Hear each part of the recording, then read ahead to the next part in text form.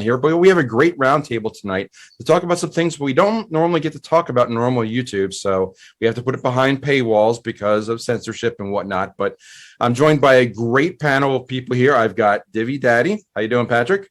Hey guys. I got Derwin Logan, OpenMinded Bitcoin. How you doing, Derwin? Hey, how's it going? Good, good. And I'm going to give everybody socials and everything later on and put in the description. Susan from Bitcoin Country. How you doing, Susan? Hi, good. Thanks for inviting me. You're welcome. And we got, of course, the one and only Pappajo. How you doing? What's up, brother? Good to see you. Appreciate you having me on. Thanks. Pleasure to join us. And Joanna, last but not least, we have our own Joanna McGrath here, who's going to walk us through some of the information she's found in the IMF. How you doing, Joanna? Thank you for hosting this. I really appreciate it. And I just want to say thanks for everybody that was able to get on. Yes, I'm glad everybody could hop on tonight. We're recording, I guess, Wednesday night, but no one is going to care when we record because we don't ever sleep. We sleep when Bitcoin sleeps. So let me share my screen once I find the right screen to share. There we go. So Joanna has gone and she's put these things on, and I think they're available for free, right, Joanna? You could just go and look at this. Mm-hmm. Okay, so we're on a bitcoinoffice.weebly.com. So go to a bitcoinoffice.com.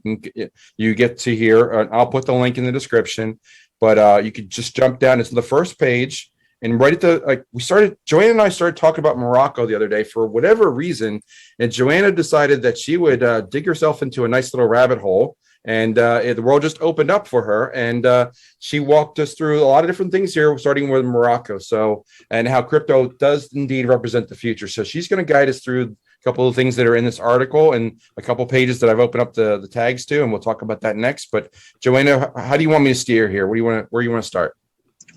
If you go up just a little bit, what got me down the rabbit trail was the mention of Goldman Sachs. And I was watching one of Reggie's videos because, as everybody knows, Reggie has the patent on peer-to-peer technology.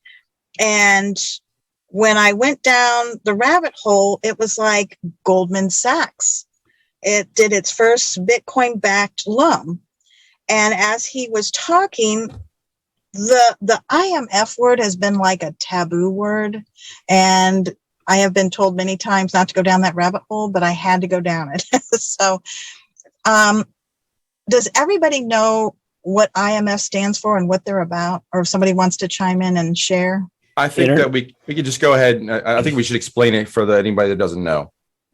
I was going to say it's International Monetary Fund, and basically what they do is they regulate the world basket of currencies, if you will. They collectively, like the dollar, the euro, the yen, yuan, whatever, they kind of regulate those currencies. And as far as I understand it, it's basically one big central bank.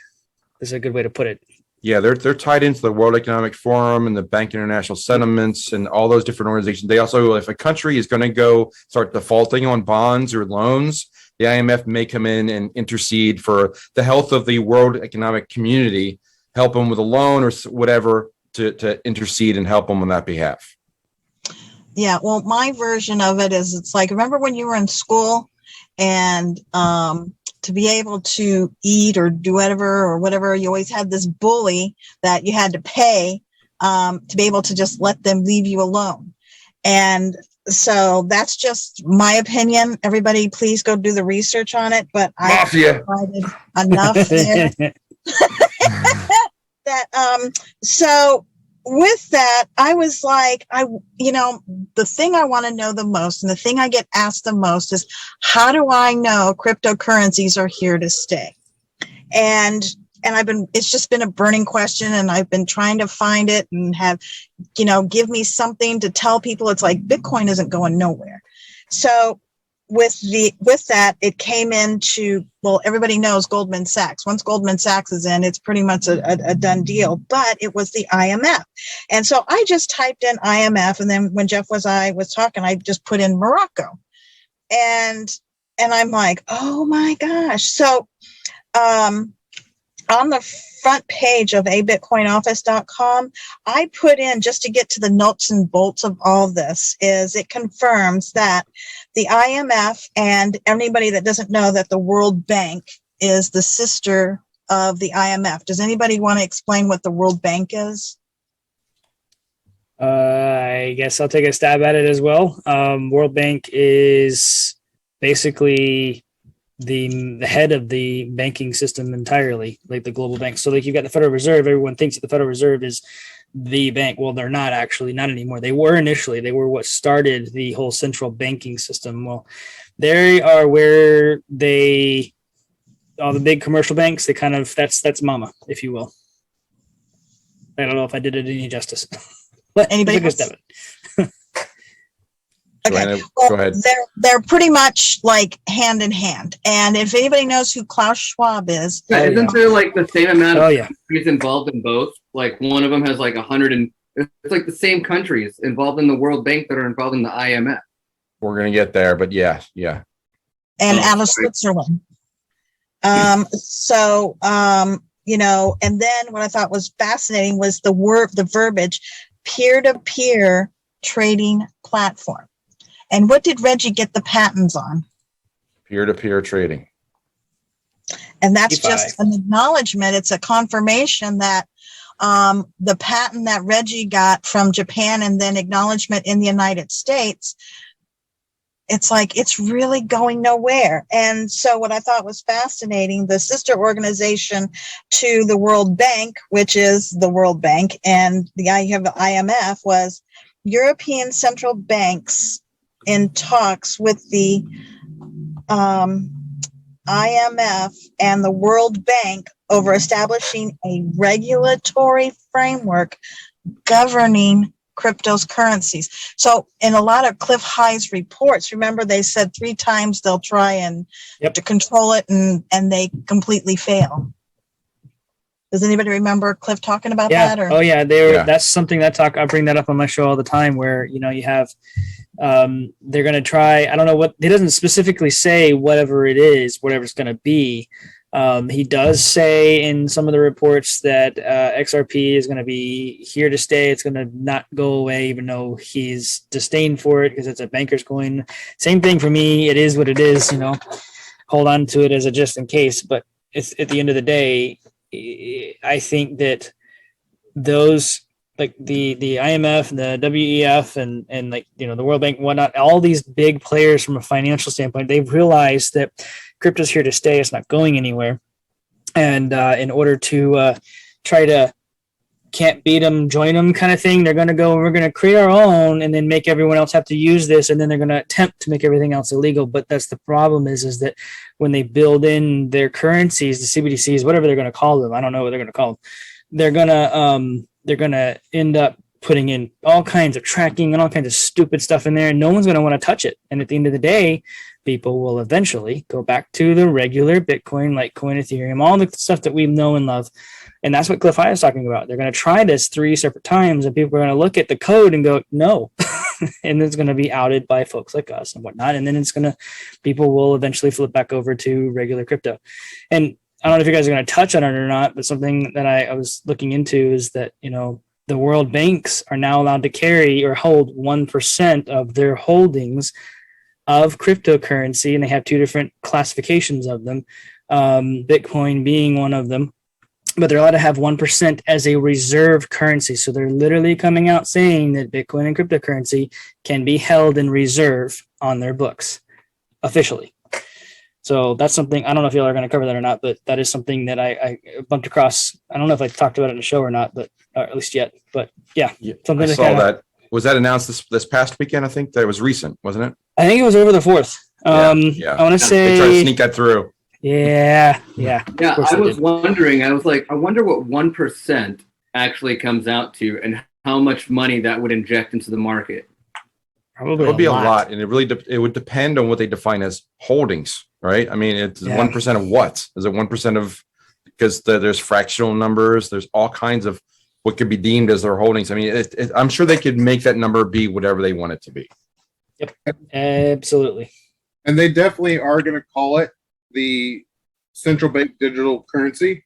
I sent Jeff a video on that from the BIP and the WEF. Did some research on that, and there's a video of a guy talking about how Bitcoin's bad and how what they're going to roll out is way better, being the CBDC. So I don't know if you got a chance to check that out, Jeff, but I saw you sent me the video. I haven't had a chance because it's been a busy day, but I'm going to get to that. So I added it to the list. But yeah, I like a lot of the things that we're talking about. A lot of us have gone down we've either talked in a group or we've talked separately about. I know that a lot of other channels talk about it too, and it's important to know. And a lot of people have no idea about how this works. But let me try to explain some of the things. That there's the BIS, and that is the Bank of International Settlements, and that is one of the global banks. That's probably one of the largest banks, if not the largest bank in the world. And their job is just to reconcile transactions between countries. So like in the old days, like the bankers would get together about once a quarter. They'd all go to London or wherever and just say, okay, Germany owes France this much, and they'd settle up. And they do this for all the different countries. So the Bank of International Settlements just this, like everybody had their own ledger and their set of books. They bring them there and they say, okay, you own this much gold or whatever, and they'd settle up. That would be the Bank of Settlements, the Bank of International Settlements, literally what the name is. Now they've gone way beyond that, and now they're involved in the World Economic Forum and these central banks and all these different financial systems that they have a finger at the IMF. You name the three-letter organization for finance, they're involved in it. And and I'll share the screen again, but it's in I don't need to show the screen. It said 190 of 195 countries are involved in this. So basically almost all of them, except for a handful, just a couple choice countries are not involved. It's basically it's a central bank or a bank for central banks. It's the bank for central banks. Basically, right. Like it is that they do handle all the settlement, whereas the World Economic Forum, or not so the World Bank, is more of a they are more of a government or a low to middle income countries. They're a government bank, which is, I guess, I don't know how they work hand in hand, but they definitely basically scratch each other's back.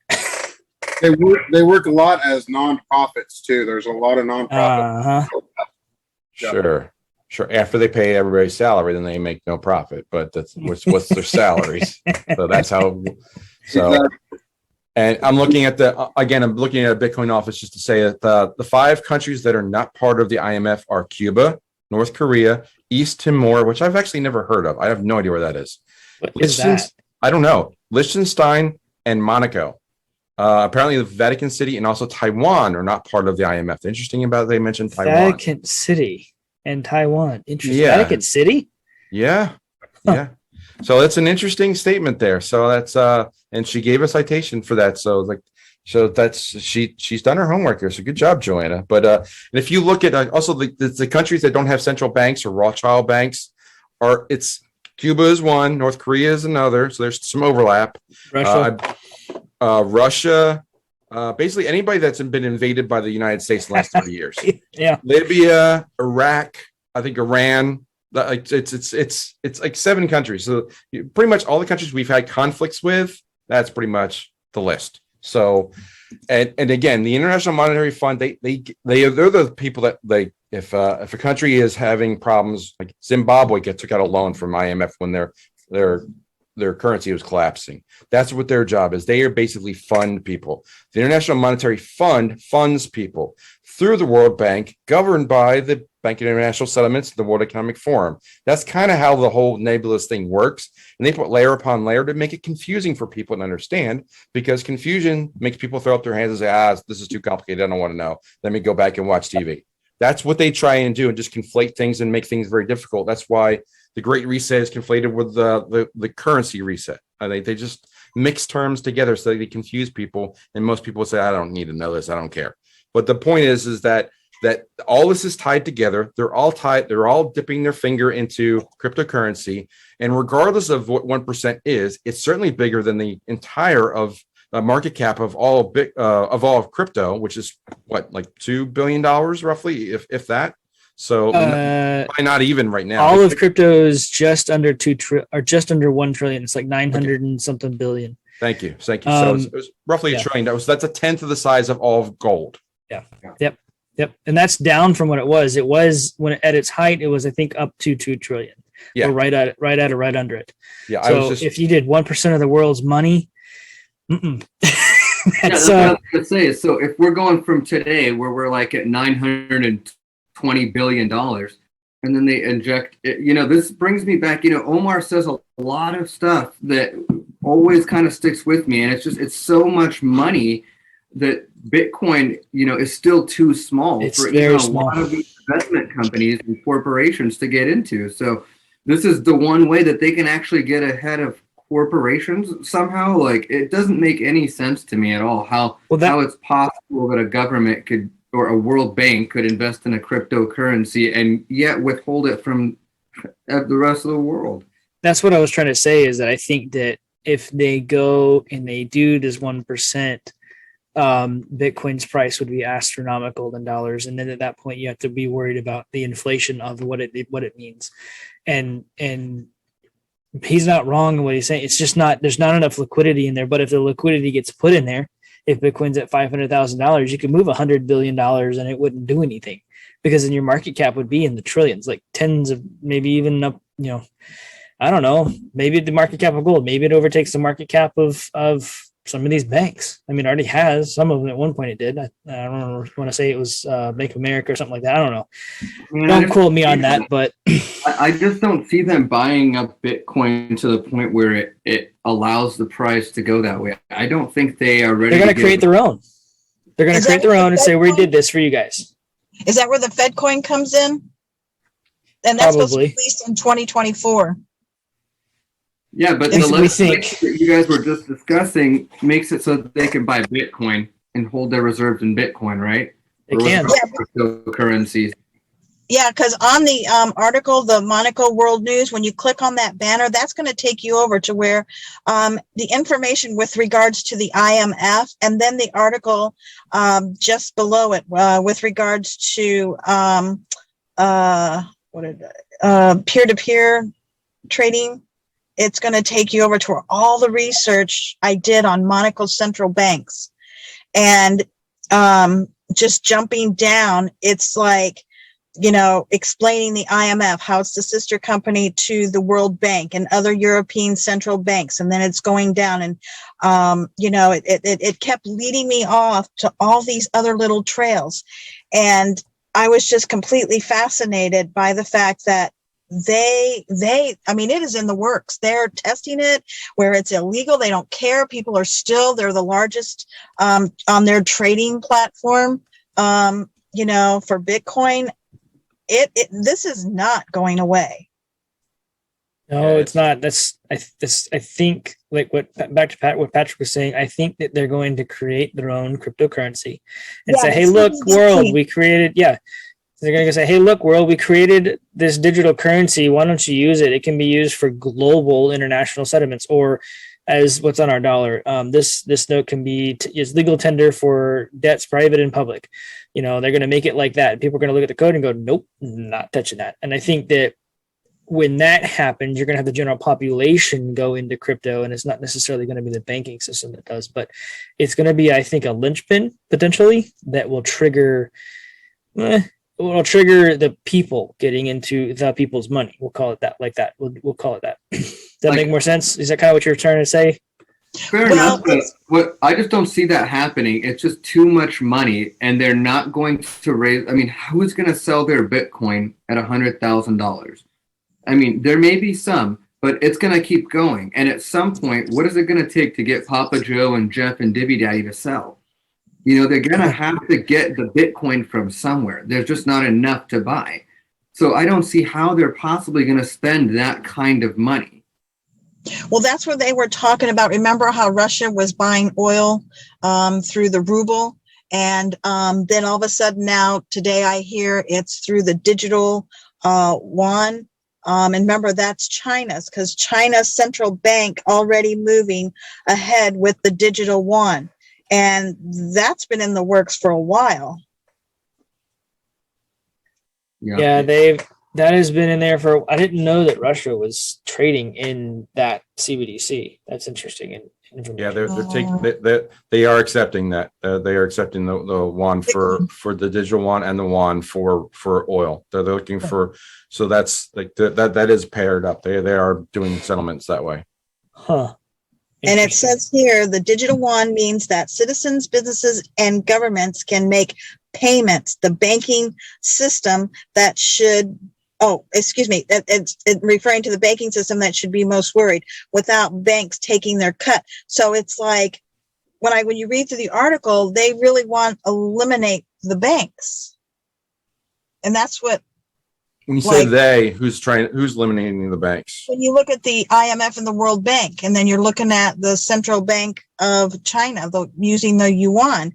It just says it. I was like, maybe I'm reading this wrong, but the Chinese government has been working on a digital version of its cryptocurrency since 2014. Mhm. Chinese started field testing its digital currency in 4 large cities, and it names the 4 large cities, which I'm not going to pronounce.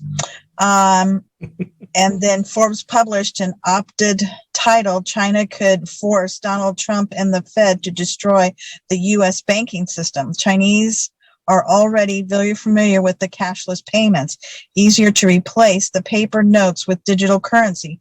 And then they were talking about the future crisis. Money could be distributed instantly to citizens.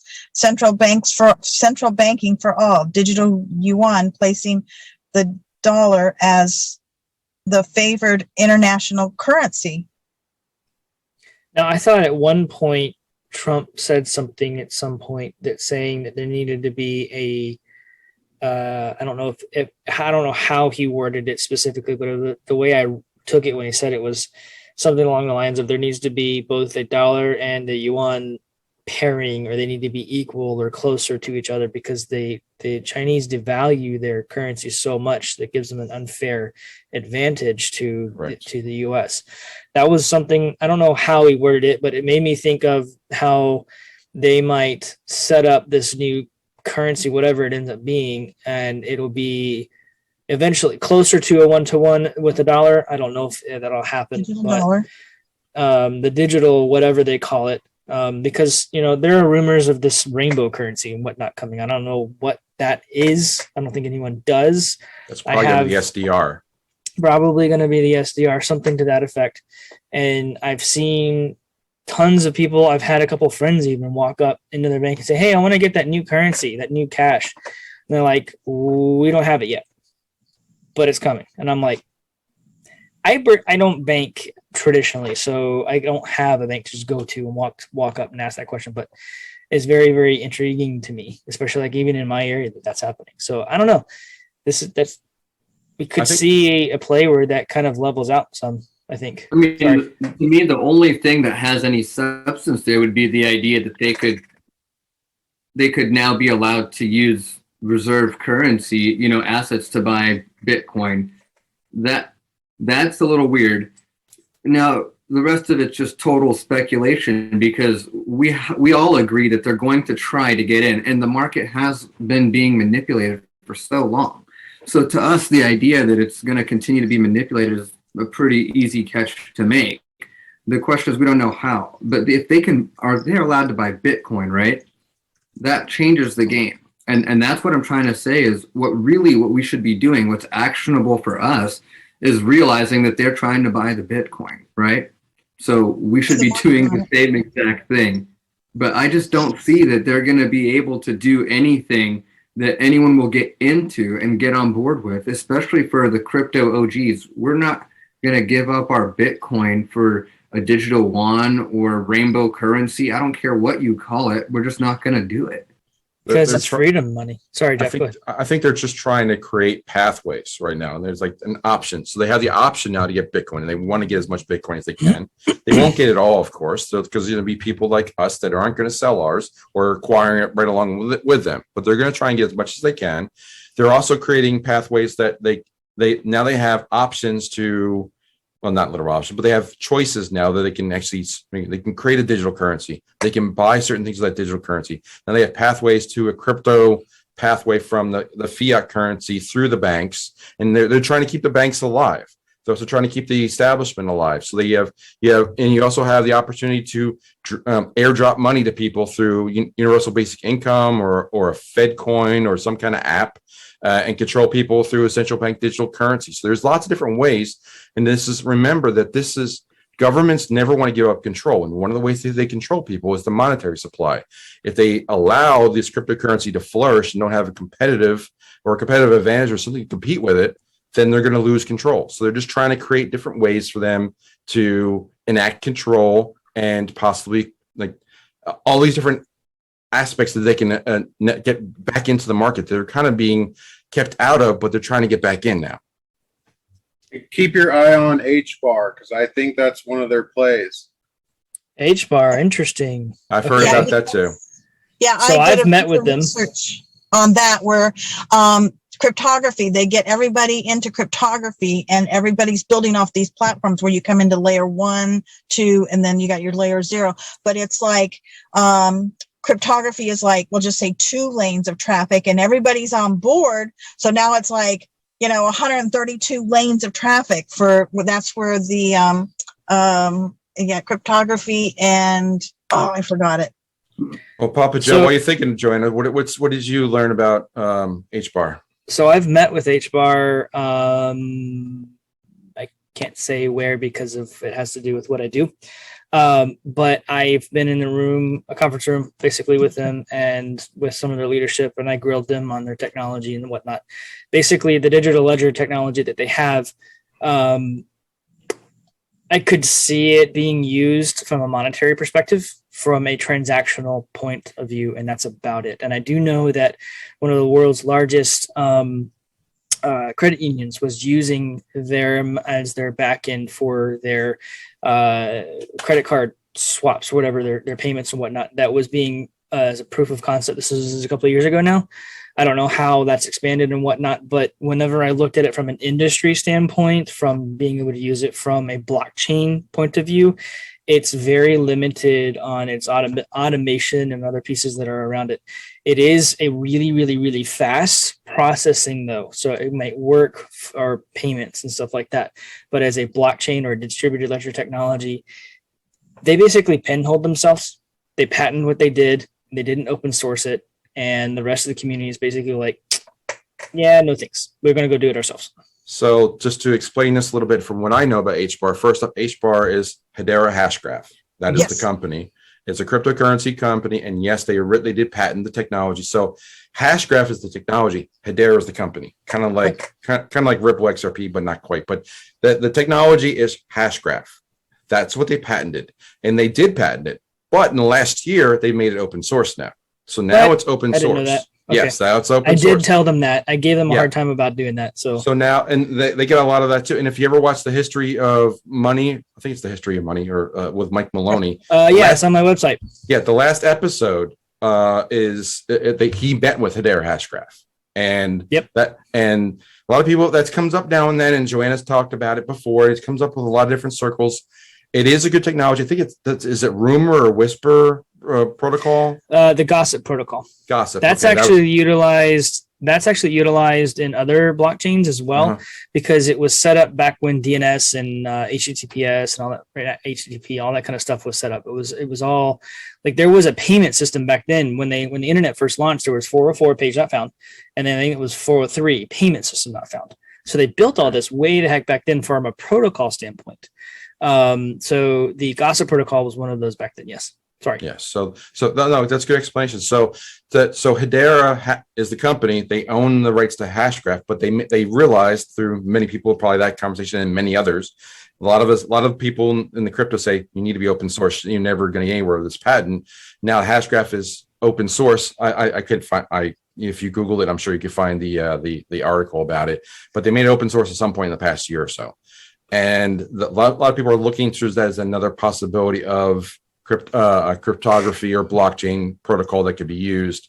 And I've heard some people rumored that, Hashgraph or HBAR could be a bigger deal, but really it's the technology. They could adopt the Hashgraph technology and apply it to different blockchains too. That's also a possibility. So that it would be very difficult just from a technical perspective. They can, if they work with like a Polygon, they could do like a cross chain type of thing. We can get into the weeds real quick if you want to. Yeah. But if they partner with like a Polygon or like a Polkadot or something like that, they could potentially do that cross chain type of stuff where maybe you use their public distributed ledger technology to do your processing, and then maybe it comes back in some form to write to your blockchain or something like that. I know that is a feature that they were trying to build. I don't know how successful they've been with it or how they've been able to get enterprises to adopt it. So, So yeah. so right now there's a lot of different things that are out there. And like what's clearly happening right now is that going back to what Joanna's uncovered and discovered and explained over on a Bitcoin office, is that there's lots of different technologies, and now the WEF and the IMF and the World Economic Forum and BIS are basically not directly coming out and saying it, but they're saying that, yeah, crypto's here. We're going to adopt it in some way, shape, or form. They're testing it. They've tested it. It's going to be utilized, and there's lots of different ways it could be implemented. And building legislation off of it too. Yeah, but the legislation is a different rabbit hole, and It's that is more of a first world issue. The third world doesn't give a damn. They're just like, they're going forward with it because they don't have a good system. So that's why you see El Salvador, South America, and a lot of these BRICS nations, which some of them are, some of them aren't first world. They're really, a lot of them they're outside the G7. I've talked about the G7 on my channel before. Russia is the G8. It's just outside of the 7. And then the BRICS, that's Brazil, Russia, India, China, and South BRICS is Africa. huge. It's BRICS huge. is huge. It's half the world population is BRICS, basically. And they're adopting, like, they don't care about SWIFT. They're using chips. They're using the other protocol or SIPs, and they're just adopting different things because the population of Africa, going back to Morocco, they're unbanked for the most part. There's not a lot of countries in Africa that have good banking systems. Same thing for South America. A lot of the world is unbanked. That's part of the solution of cryptocurrency. It applies to them, and it's banking for the unbanked. So the World Economic Forum and the IMF are dipping their claws into cryptocurrencies because people are going to want this as a solution, and they want to have an avenue to get into it. And just like the G20, it's not a matter of when, or excuse me, it's a matter of when, not if. So again, does anybody know who the G20 is? Yeah, I'm going to bring it up. Stand by. Let me. I got it. Double check. I got it. So the G20, an economic-focused intergovernmental forum, has joined international calls for establishing a legislative framework for cryptos and the central bank digital currencies, CBDCs. G20 at the same.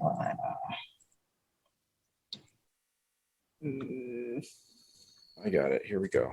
I mean, I can tell you the big reason behind them, right? So the reason why they're so important, from what I understand, is they dictate a lot about like health and medical issues around the world. I know when I was in the healthcare industry, that was a huge thing that the G20 started looking at, just because of international health policy. And they've kind of been instrumental for COVID policies as well. You heard them, being used a lot in terms of like money being given by the G20 to fund a lot of research. So, that's a big thing, and they're huge on the climate change topic. They've always been huge on the climate change topic. So I think, what you want to look at is the impact of what these groups have combined together. Yeah, I'm sharing the image. I'm sharing the image now of the G7, 8, and 20. The G7 is a subset of the G8, which is Russia and Canada, France, Germany, Italy, Japan, the UK, and the US.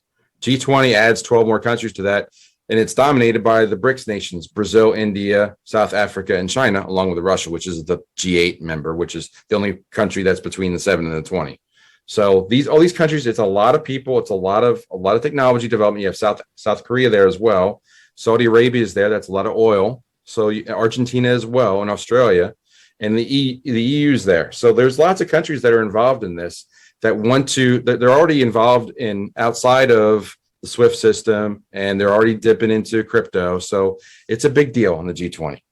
Yeah, and to quote them, the adoption of cryptocurrencies or digital currencies is a matter of time, as it represents the future. Yeah, I was seeing somewhere, or was it? I had it pulled up here. Basically, that it's not silver. It's not a silver bullet. Basically, it is a multi-feature unit. Has the potential to help decarbonize their whole green agenda. Because, well, guess what? You can basically take energy and turn it into money. They're starting to realize, hey, that's a good idea. So I don't know. Okay. We'll see what happens. You can make the strong case that crypto is the energy, and that's this is where, like, the petrodollar, the death of the petrodollar, it creates an even playing field because not every country has oil. Like Saudi Arabia and the U.S. and South America countries, they have a lot of, and Russia has oil where other countries in Africa don't. But it's not an even playing field. They don't have the natural resource, but other countries can just create energy in various different ways, and that's a much more even playing field, and they can convert that energy into cryptocurrency. It's treating Bitcoin or crypto in general as if it is a battery. Right. Very cool stuff. Do we have anything more on this topic, or do we want to transition over to the other topic for tonight? Well, then it's like the Morocco Central Bank, which the abbreviation is BAM, and the National Telecommunication Regulatory Agency assigned on February 9th a partnership agreement to boost cooperation between the two institutions. This is where I get concerned, a collaboration framework for the exchange of data and experiences in areas of common interest. So profiling, basically. And that's what concerns me. But it should concern everybody. Yeah, but I mean, there's still more to go through. There's call for papers. I mean, if you guys get a chance to get on and just go through all this information, I was so floored. But the thing I wanted to, was just to bring this to everybody's attention, and the fact, that it's peer-to-peer Bitcoin trading platforms. They call it local coin or local Bitcoin. Excuse me. It's going nowhere. Yeah. Local Bitcoins. Coinbase. Local Bitcoins is what you're talking about? Yeah, local Bitcoins. And that Coinbase. So local Bitcoins, I followed them for a long time. That is literally, you can go meet somebody. It's kind of like the Craigslist. It's like the Craigslist of crypto. You meet someone, pay them cash, they send you crypto, kind of thing. That's been around for a long time. Been around for a long time. Dick Algar used them, didn't he? Yeah. I don't know. Well, There's been some people that got that back in the day. That was like one of the most sketchiest things I've ever done in my so life. sketchy. Yep.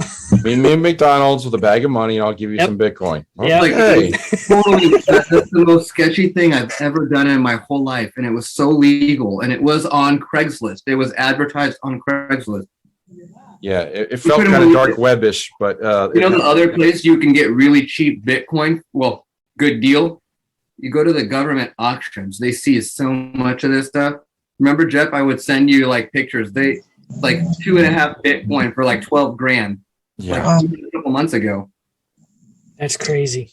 Yeah, and then central banks of Morocco set to unveil crypto and Bitcoin regulation. This came out June 28th. yeah. It isn't So going nowhere. Africa is definitely a hotbed of testing, and Who said Africa was last? Africa was last. It ends Oh, with that Africa. was the other thing. It ends with Africa. You notice how when Reggie was set to go live in Africa, and then all of a sudden everything just came to a screeching halt? Who do you think was behind that? That the SEC would jump in and go after him? Something's going on in Africa. Our 17th friend talked about Africa a good bit. Go look it up. And then the IMF moves their annual meeting from Morocco to Washington. Yeah, there's a lot going on in Africa, and again, the Western world is not going to be talking about it. You're not going to find it in the normal media, the mainstream media. You're not going to find these stories. So that's happening. But so I don't think we have too much more to touch on this. We just want to bring to everybody's attention that there's a lot going on that's more than meets the eye. Joanna did a good job of putting all this together on a Bitcoin office, and it's available. The link will be in the description. But the other topic we want to talk about, I know Pappajo, you talked about this today. The Georgia Guidestones, which we just learned, I think, in the last hour or two, that they've been knocked down entirely. So completely gone. Yeah. Yeah, they bulldozed it. So I'll pass the talking stick to our man in Georgia. So we don't know where he was yesterday, but he can tell us a little bit more about the story. You need to edit that out. I was in bed sleeping. That's a weak alibi, but go ahead. You guys are awful. I love you. No, yeah. So evidently here in North Georgia, like right on the more on the border of South Carolina, somebody Don't implicate blew me. up.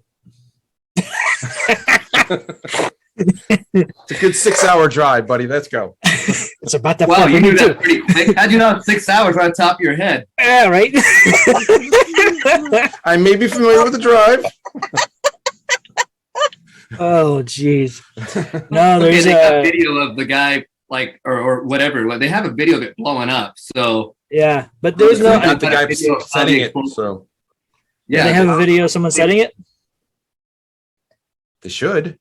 Yeah, I I'm mean, gonna. Like, if there's a camera there, they caught whoever was there. So It's They granted. know. Someone could have been in the field and shot a bazooka at it. I mean, well, they will know. We will know soon. I guess we have pictures of it blowing up, so we'll be able to figure it out soon. I'm sure we'll know shortly. But I think it was I an don't know. airplane. A hijacked airplane did it. there you go. Something fell from the sky. Boom. I don't know, guys. But they as I covered it today I did it on my Patreon show. But they did a whole, or I went through each individual point, the 10 rules that are on it and whatnot, and how more satanic that it is more than anything else. We're bringing it down to more of a spiritual thing, right? Where, you talk about how there's like 7 point whatever billion people on the earth, and they want to bring the entire global population down to keep it at 500 million people. So if they bump above that too much, well, guess what? You get cold, and it's got to be there kind of at that point. In America, if the census was accurate, which I don't think it was, if the census was accurate, one of the first things Trump did when he got into office, by the way, was he had a new census pulled, an accurate census pulled. So we don't know what those numbers are yet. But 300 and something million people in the U.S., think about that perspective. The entire population of the U.S. is just shy of the total 500 million that they say. There they are right there. Those are the rules that are on there. And the whole guide reproduction wisely. What are they gonna, the whole genetic modification stuff? Are they gonna start creating what do you call them? Designer babies, humans with superpowers? There's recently red pilled. Go follow her. She's been there. I have not, which is kind of interesting. I just never made the trip. Stick with that story. I'll say the same thing. I mean, I haven't been there either. Google tracks everywhere you go. I mean, I've never been out Yeah, that way. I don't even know what town it's in, but yeah. I mean, I'm no munitions expert or anything, guys, but I see a big ball of fire on its way into it blowing up. Yeah, kind of to avoid the cameras, because there's like four cameras around it or whatever. To avoid the cameras, I could see something being shot at it from the field. It's in an open field. Fire coming at it as it explodes. It's right there. The ball of fire is right there at the top, and the thing literally Jeff goes in and it explodes. Like, I will try and find the video, but I don't want to play it because there's probably audio and stuff. And there's no audio there. I just turn it down. That's it. It comes in and it blows the thing up.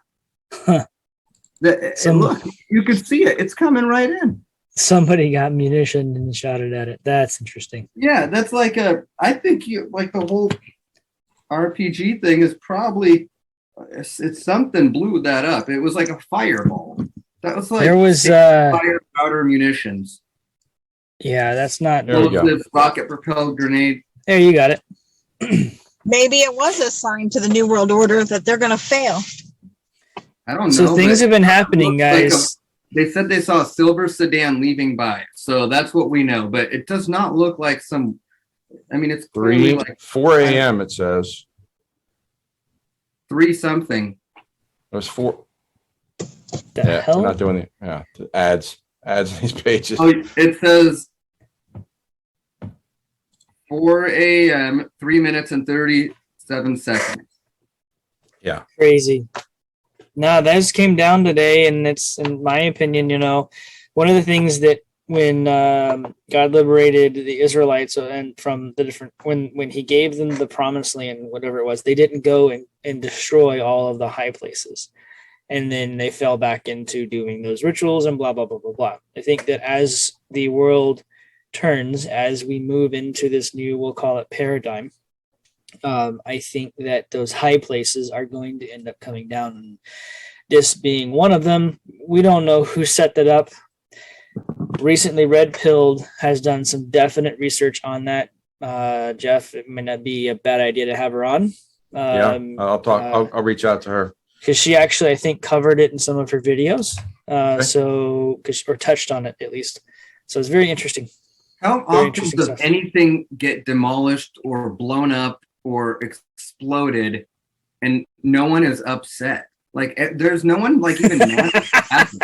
But I mean, there's like no one who's coming out rioting or marching, no calls to anything. It's not even on the news anywhere. So to me, it's more like, I don't know, guys. You guys red pilled me a while ago, and I still try to believe only about 10% of what you say because I'm just not ready for the rest. I mean, stop eating like McDonald's altogether.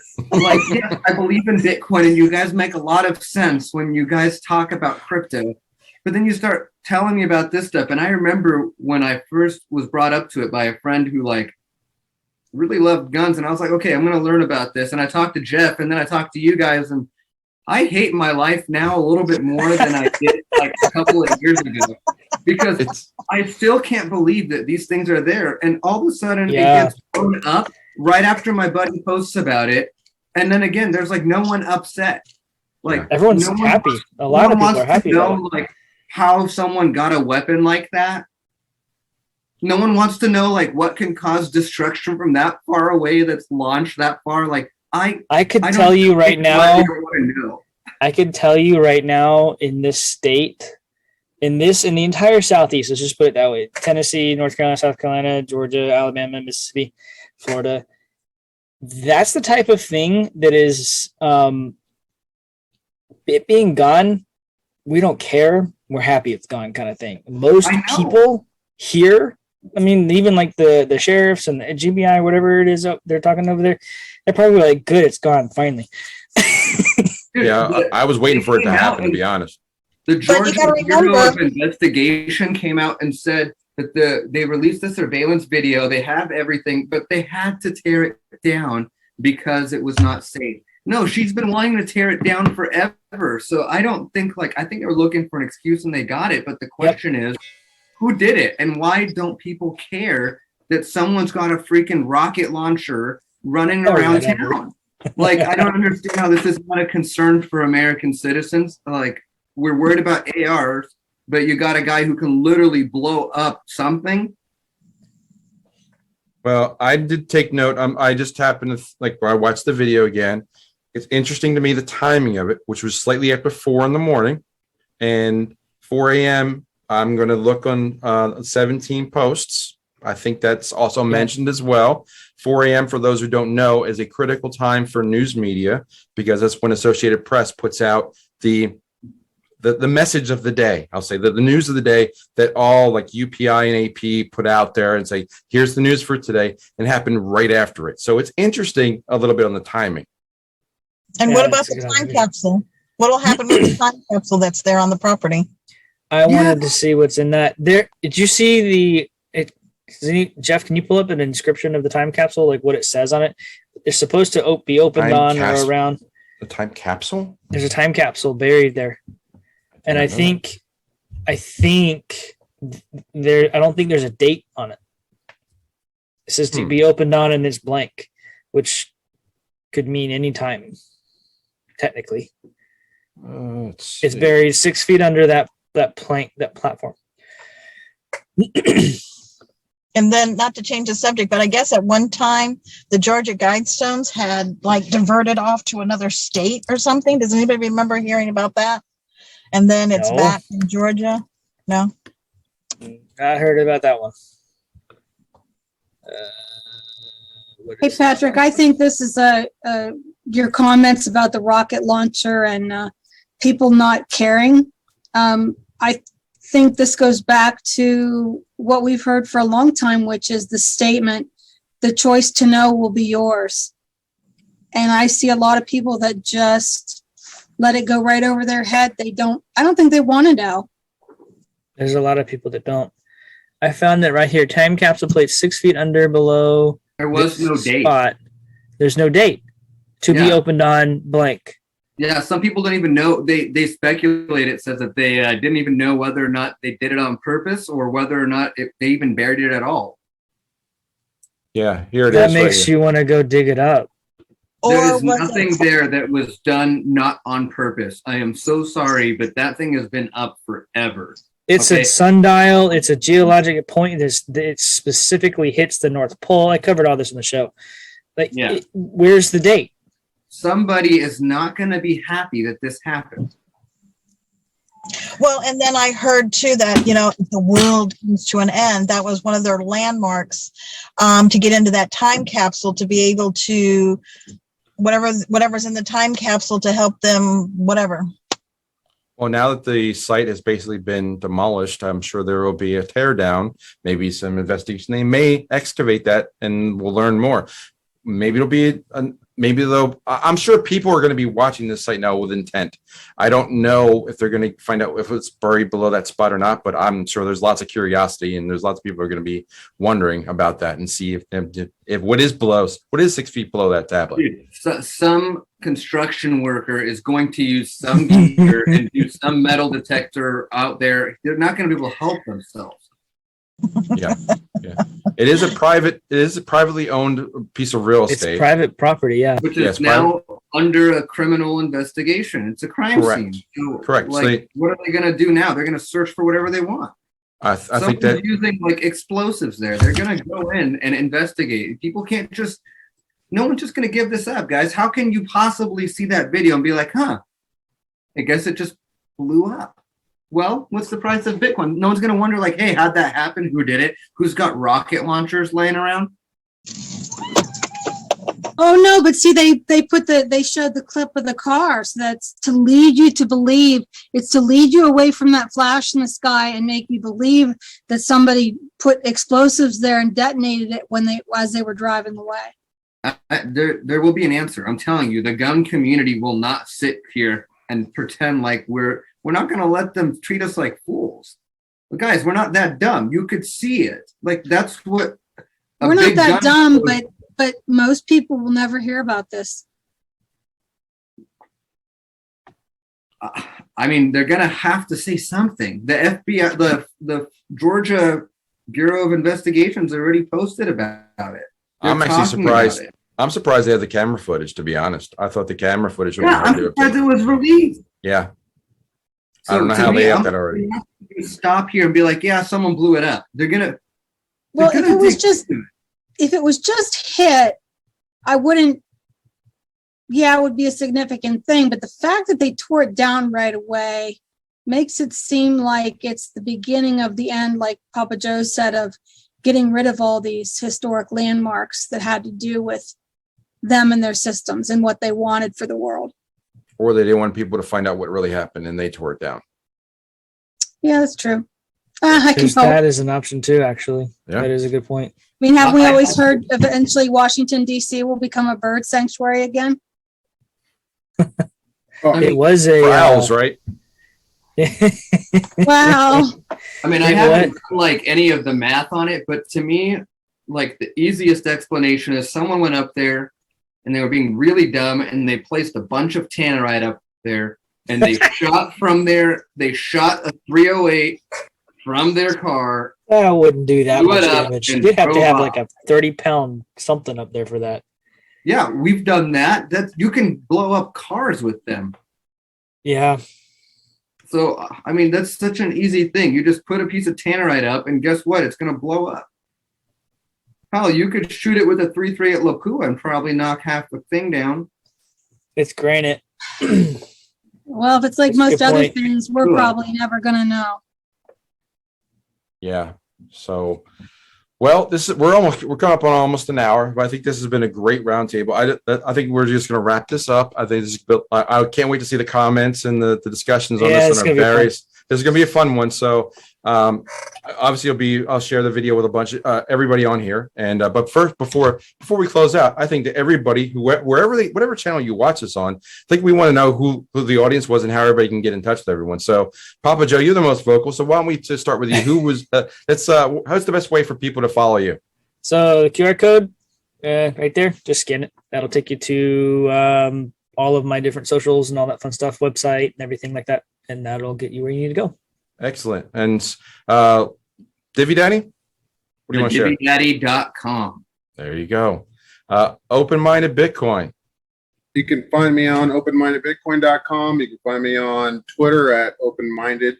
You can find me on Instagram at openmindedbitcoin, and you can find me on YouTube at openmindedbitcoin. And you can find all of these people on my Twitter. Also, before we go, not to go back in time, but I got to bring this up. Symbolism is real. So when I bring up H-bar, it's for a reason. I want you guys to go back and look at H-bar's symbol and what it means. The two pillars, the line in the middle, Arch of Power, London, Washington, D.C., the Vatican, three top of powers of the world, like Social Security card, and the Citibank logo. So I'll put some posts in the chat, or I'll send them to LL, and then you guys can get some further research on that. But just I'll share that real quick so that everybody can get a nice little look at Hedera Hashgraph, and there's the symbol for it. The little old school version of it, but that's basically what it looks like. And all right, Susan, you want to tell everybody how everybody can get in touch with you and follow you? You can follow me at Twitter. I'm Bitcoin_country, and I have a YouTube channel that's just getting started, Bitcoin Country. Excellent. And Joanna, who brought us all this group together, where can people follow you? Joanna, you're on mute. There you go. You guys, can you hear me now? I can hear you. Okay, great. You can find me on Jeff's channel, litecoinleader.com, and follow him on his Twitter, and that's where I hang out. There you go. She's the best. She brought this group together. I just facilitated. I was just the host passing the talking stick, but litecoinleader.com is the way to get a hold of me, and youtube.com/litecoinleader. That's my channel. So